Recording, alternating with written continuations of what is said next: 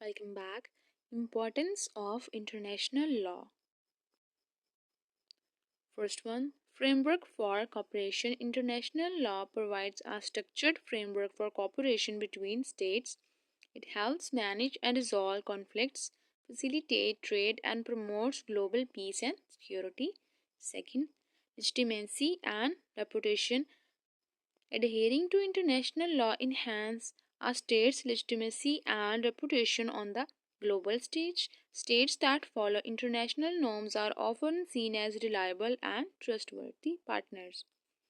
Third, mutual benefits. Many international laws are created because they offer mutual benefits. For example, laws governing trade, environmental protection, and human rights can lead to better outcomes for all participating states. Predictability and stability.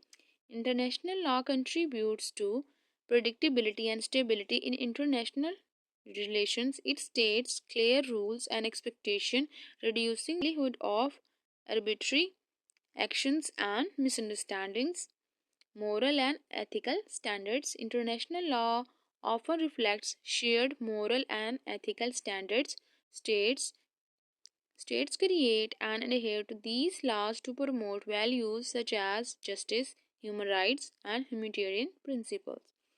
Pressure and influence.